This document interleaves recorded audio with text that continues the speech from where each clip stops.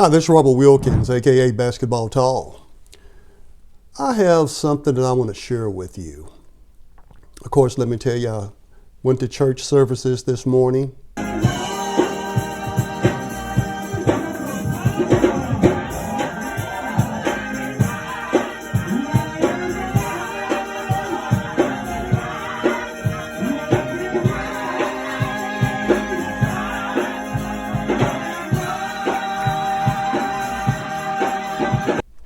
And when my wife and I, when we got back after church, and of course, we have our noon meal, we decided to watch a movie. And it was called Father Stu. Have any of you ever heard of that movie before, called Father Stu? I believe it was produced in 2022, so it's not old. And it was starring Mark Wahlberg and Mel Gibson. And it starts out with Mark being a young man, and he was a boxer. And boy, that's where he took his frustrations out in the ring. And Mel Gibson, who was his dad, was not involved in his life. And he was actually pretty much a drunk and well known by the police. And Mark was nearing, I forgot how many fights he won, maybe 15, lost 2. And he had a doctor's appointment, and the doctor gave him some pretty bad news that if he continued to fight, there was going to be a certain negative outcome to his health. And so Mark decided he was going to move and go to Hollywood. He wanted to be a movie star. Because he had this type of personality, he felt, in which he did, that he could land a role somewhere in Hollywood. His biggest break in Hollywood was he got on a commercial. But that's, of course, when he was also employed as a butcher. You know what a butcher is? Guys that cut up meat. Like we used to see them in the old supermarkets. And that was Mark. And his mother saw that commercial. But while he was a butcher, he saw this young lady that captured his attention. And boy, he was smithing with her. And boy, when she got his attention, he tried everything possible to get her attention because he wanted to meet her again. He wanted to take her out. He wanted to get to know her. And she pretty much ignored him. And but one of the other employees shared with him a flyer that the lady had left behind.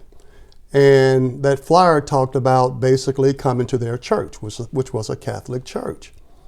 And so Mark showed up one day right outside of the Catholic church in his truck, just parked on the street. And he saw the girl on the footsteps of the church outside about to go in. And he's going to shout out her name to get her attention. Now, can you imagine being a woman, you met somebody for the first time at a grocery store.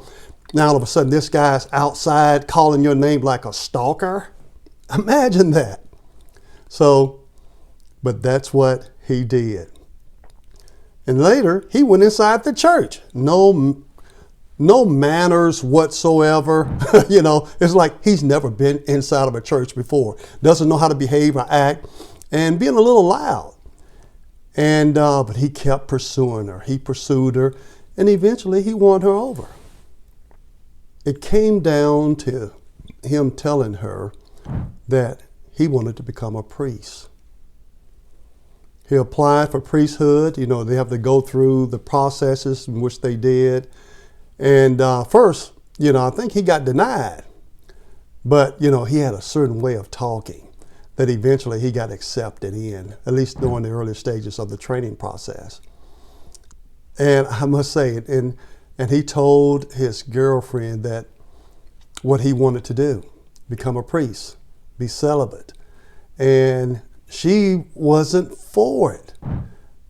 She was looking for him she wanted to marry him. And he's given her this news. When she said to him she wanted to marry him, and he's given her this news that he was wanting to become a priest. No one can talk him out of it. He even told his mom. And eventually he saw his old drunk dad. Everybody tried to talk him out of it. And one day he was riding, it was night, he was riding on a motorcycle, and there was this vehicle that came out, made him swerve around a little bit, look over to that direction, and then not paying attention, the traffic device had turned red, the red light. And there was a car coming through, and boy, bam, he hit that car and flew right over the hood. And when he flew over the hood and landed in the road, a truck ran over him. He was in the hospital. Seemed like death was at his door. He recovered, and he really dedicated his life to the ministry. And later on, he ended up getting some bad news while pursuing the ministry to be a priest at the Catholic Church. And the news was devastating. It was some type of muscle disease, though rare as it was, and they only gave him not long before he would lose pretty much all of his body functions. And the last thing they said would be erectile dysfunction. But it was so sad to see him go through that process, start deteriorating, and then had to eventually be in a wheelchair. His dad came back involved in his life. And, Mark had, and this is Father Stu, he had all the right words. Every time, of course, in the movies, he had all the right words when talking to his mother and talking to his dad. As a matter of fact, when he was telling his mom about what he wanted to do and his dad, boy, they were all against it. They were like atheists, really, because none of them ever went to church. They knew nothing about church, they knew nothing about God, really.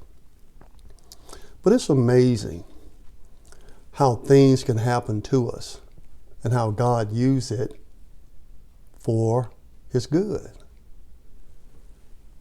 His dad got back involved in his life when he was pretty much wheelchair bound. And his dad even helped him like in the use of the bathroom, taking him to church and all of that.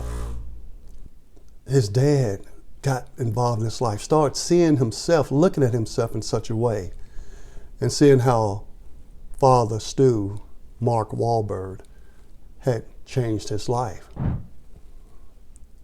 And it came down to his dad going to Alcoholic Anonymous meetings, admitting his faults. And ultimately, Father Stu died. And when he died, you can see how Mel Gibson, playing the father, cleaned up his act, going to AA meetings, rekindling the relationship with his ex-wife, Father Stu's mother, and seeing how Mark, going through that dreadful disease, crippling disease, deforming disease, and he still had the faith. And that faith permeated to his parents. And they too changed for the better. God can use any of us for his good. None of us knows how God works because he doesn't think on the same level that we do because he's God. He's the creator of all things. Think about this. Doctors can have all these instruments look and tell you every part of the body and the organ and what it does, but they still can't tell you what makes that heart tick. It's God's Spirit. It's God. So, after watching that heartfelt movie, and I encourage you as well, watch it. It's a family show. It's really good. Watch it. Sometimes, we look at these shows, oh, I don't like that. But if we sit down and really get its meaning, can't help but touch us sometimes. It touched me in a sense, made me want to share this video with you about it. I highly encourage you, get with your kids, sit down, watch that show, Father Stu. Because there are a lot of people hurting out there. There are a lot of families so dysfunctional that's going through things that they find it's just like a domino effect. Because if you are a parent